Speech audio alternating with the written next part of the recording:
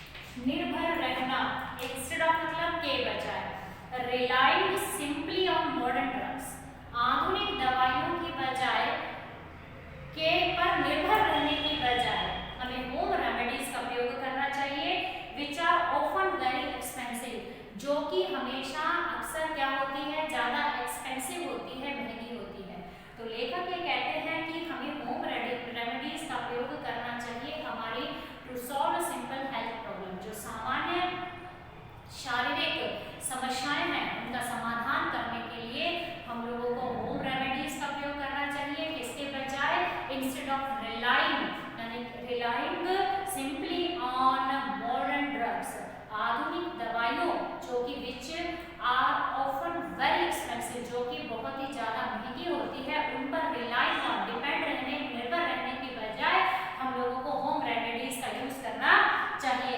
And remember, और ये याद रखो, most drugs have side effects.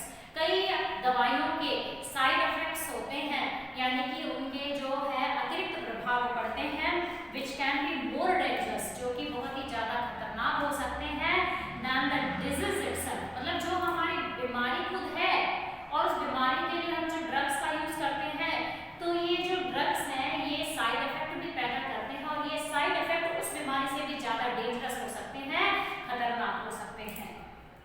In nature, इस पैराग्राफ में लेखक जो है, ऑथर जो है, बहुत ही अच्छा उदाहरण हमारे सामने देते हैं प्रकृति को लेकर, कि प्रकृति जो है एक इंस्टिंक्ट डाल देती है, चाहे वो एनिमल हो चाहे वो ह्यूमन बीइंग हो, और वो हमारा इंस्टिंक्ट जो है वो हमारी रेजिस्टेंस पावर बन जाती है, हमारी प्रतिरोधक क्षमता बन जाती है। लेकिन हम ह्यूमन है, हमें बुद्धि है, हम बुद्धि का प्रयोग करते हैं, और इस कारण हम लोग गलत दिशा की ओर जाते हैं। लेकिन ऐसा जानवर एनिमल्स नहीं करते। वही चीज यहाँ पर बताई गई है। क्या बोलते हैं लेखक, इन नेचर, स्वाभाविक रूप से, या फिर कह सकते हैं कि प्रकृति में, animals are not influenced by media campaigns. सही बात कही है लेखक ने कि प्रकृति में एनिमल्स जो हैं, जानवर जो है, वो इन्फ्लुएंस्ड नहीं होते, प्रभावित नहीं होते, किससे, मीडिया। मीडिया आप लोग जानते हैं, संचार या जनसंचार, और media campaign, media campaigns, campaigns का मतलब अभियान। मीडिया के द्वारा, संचार के द्वारा जो अभियान चलाया जाता है, संचार अभियान मतलब लोगों तक, सभी तक पहुंचे, तो इससे ह्यूमन बीइंग ऑब्वियसली प्रभावित होते हैं, नॉट एनिमल्स। जानवर नहीं पढ़ सकते इस अभियान में, इस बैनर में क्या लगाया है कि ये अभियान किसके लिए चलाया जा रहा है, ये जानवर नहीं समझते। इनसे इन्फ्लुएंस्ड कौन होता है, ह्यूमन बीइंग। तो लेखक कहते हैं इन नेचर, की प्रकृति में जो है, animals are not influenced by media campaigns. जानवर जो है वो संचारित अभियानों से प्रभावित नहीं होते, and they trust there on instinct, और वो खुद की इंस्टिंक्ट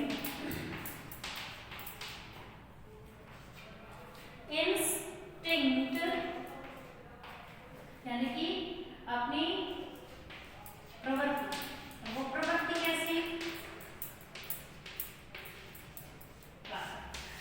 प्रवृत्ति कैसी, प्राकृतिक। जानवर जो है वो डिपेंड रहते हैं खुद की प्राकृतिक प्रवृत्ति पर, इंस्टिंक्ट पर। Nature has given each animal, प्रकृति दे चुकी है प्रत्येक जानवर को द पावर, शक्ति, टू मॉनिटर मतलब कंट्रोल करने की, इट्स ऑन बॉडी, खुद के शरीर को, एंड मेंटेन नॉर्मल हेल्थ, और सामान्य स्वास्थ्य को बनाए रखने की। जो प्रकृति है वह ताकत दे चुकी है, किसको दे चुकी है, किसको दे चुकी है, एनिमल्स को ताकत दे चुकी है, टू मॉनिटर मतलब कंट्रोल करने की, इट्स ऑन बॉडी, जानवरों को अपने शरीर को मॉनिटरिंग करने का, व्यवस्थित करने का, कंट्रोल करने का शक्ति जो है वो नेचर, प्रकृति उनको दे चुकी है। और ये दे चुकी है कि how they maintain their health, कि वो अपने स्वास्थ्य को कैसे, नॉर्मल हेल्थ कैसे मेंटेन करते हैं, सामान्य स्वास्थ्य कैसे बनाए रखते हैं। जानवर नहीं जानता कि मुझे मेरे पेट में दर्द है तो मुझे ये खाना चाहिए, मेरा स्किन खराब हो रही है तो मुझे ये करना चाहिए। ह्यूमन बीइंग्स करते हैं, not animals. As an example, उदाहरण के लिए, salt is an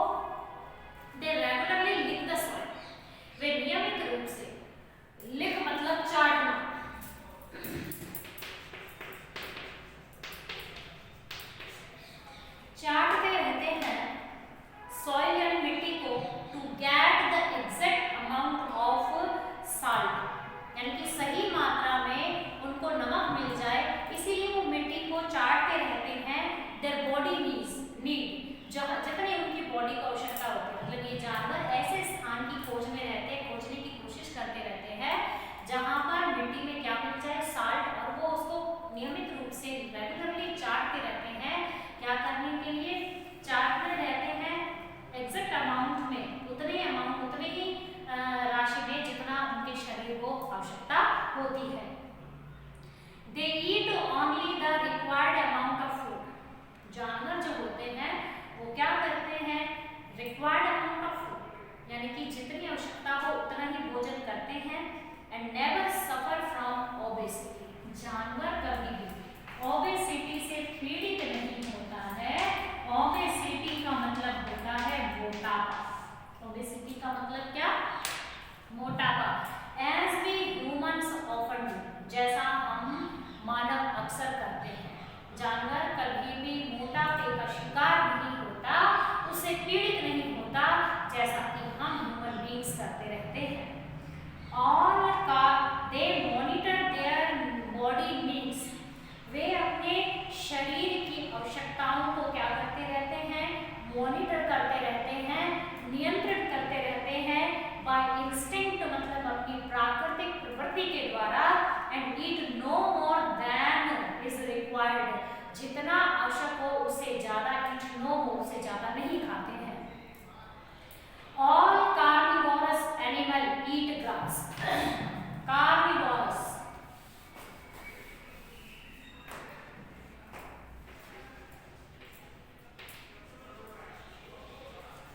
carnivorous animal, carnivorous मांसाहारी। जितने भी कार्निवोरस एनिमल हैं यानी कि जितने भी मांसाहारी जीव हैं, ईट ग्रास घास खाते हैं। Wherever they have diarrhoea, जब वो डायरिया मतलब जब वो वॉमिटिंग डायरिया हैजा, तब जब वो किससे बीमार हो जाते हैं, जब किससे पीड़ित हो जाते हैं, हैजा से। जब वॉमिटिंग और उनके वॉमिटिंग और लूज मोशन हो जाते हैं तो वो मांसाहारी जानवर क्या खाते हैं, घास खाते हैं। और other stomach problems due to digestion, पाचन के द्वारा कोई दूसरी पेट की समस्या अगर उत्पन्न हो जाती है तो वो जानवर जो कार्निवोरस है यानी कि जो मांसाहारी है वो क्या करते हैं, दे ईट ग्रास, वे घास खाते हैं। एंड दे नॉर्मली मैनेज, और वह सामान्यतः मैनेज कर लेते हैं to maintain good physical health. क्या करने के लिए, अच्छी शारीरिक स्वास्थ्य को व्यवस्थित बनाए रखने के लिए वो मैनेज कर लेते हैं, व्यवस्था कर लेते हैं। तो इस प्रकार जानवर में इंस्टिंक्ट है नेचुरल, और वो भी समझता है, वो मीडिया कैंपेन से अभी प्रभावित नहीं होते। तो मनुष्य को भी समझना चाहिए कि हमारी इंस्टिंक्ट, हमारी बॉडी इंस्टिंक्ट क्या है, हमारी नेचुरल इंस्टिंक्ट क्या है। तो वो जब जानवर अपने शरीर को मेंटेन कर सकता है to get positive health, physical health, mental health की तो बात ही नहीं आती जानवर, मेंटल हेल्थ की तो बात ही नहीं आती जानवर में, वो तो फिजिकल हेल्थ ही गेट करेगा। तो फिजिकल हेल्थ गेट करने के लिए, प्राप्त करने के लिए वो अपने शरीर को अपने इंस्टिंक्ट के द्वारा मेंटेन करता है, मॉनिटर करता है, कंट्रोल करता है, मैनेज करता है। तो लेखक ये कहने चाहते हैं कि अगर हम इन सारी चीजों को समझ ले तो हम लोग पॉजिटिव हेल्थ को प्राप्त नहीं कर सकते। Eating behaviour, we human beings seem to have lost the ability to monitor of our own bodies in order to maintain health. लेखक कहते हैं कि हम human beings seems to have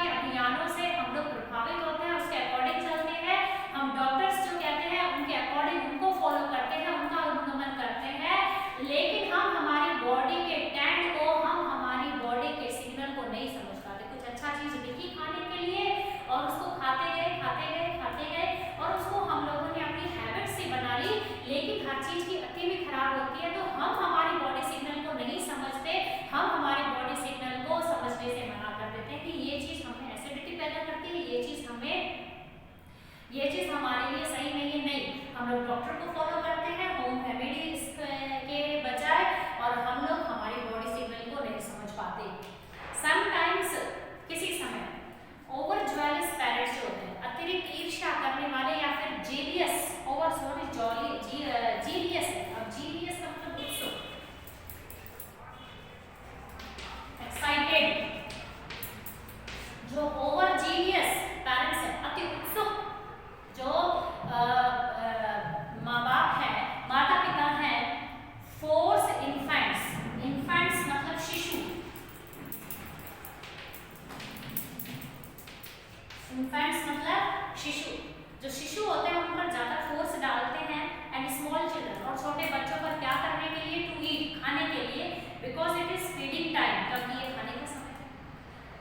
माता पिता जो ज्यादा उत्सुक होते हैं, ज्यादा प्रभावित होते हैं मीडिया से, डॉक्टर से, वो अपने शिशुओं पर और अपने छोटे बच्चों पर खाने के लिए बहुत ज्यादा फोर्स करते हैं, जोर डालते हैं, क्योंकि उनका खाने का फीडिंग टाइम है, ये खाने का समय, इस समय से खिलाना है क्योंकि ये भूखा है, लेकिन वो उसके बॉडी सिग्नल को, उसके टैग को नहीं जानते कि वो बच्चा भूखा नहीं है।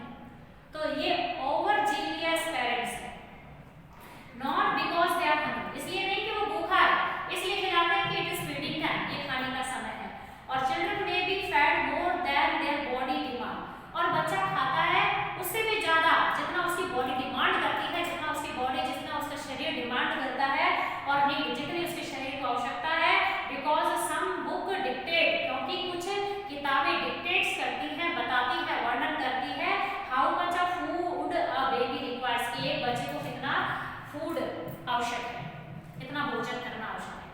माता ने ओवर ज्वेलिस माता पिता होते हैं, स्पेशली माताएं पढ़ लेती हैं, और इतना भोजन बच्चों के, इतनी क्वांटिटी में बच्चे के पेट में भोजन जाना चाहिए, एक दिन इतना जाना चाहिए, तो मतलब उनके मुंह में घुसना, उनको खिलाना जरूरी है, इसलिए क्योंकि वो किताबें, द बुक डिक्टेट्स, क्योंकि वो किताबें बताती है, क्यों, क्योंकि इट इज फीडिंग टाइम, ये खिलाने का समय, ये नहीं देखते कि जो चिल्ड्रन है, जो बच्चे हैं या बच्चा है, वो कब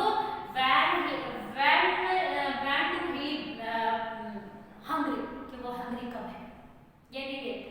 तो ये क्या इंस्टिंक्ट है, ये ईटिंग बिहेवियर है, यानी खाने का व्यवहार है, और इस तरह से ये बच्चे पर बहुत ज्यादा भारी पड़ता है, इसीलिए तो वो बॉडी सिग्नल्स को इग्नोर कर देते हैं। अब या तो बच्चे में खाने की बहुत ज्यादा आदत पड़ जाती है, और या फिर वो किसी न किसी बीमारी का शिकार हो जाता है।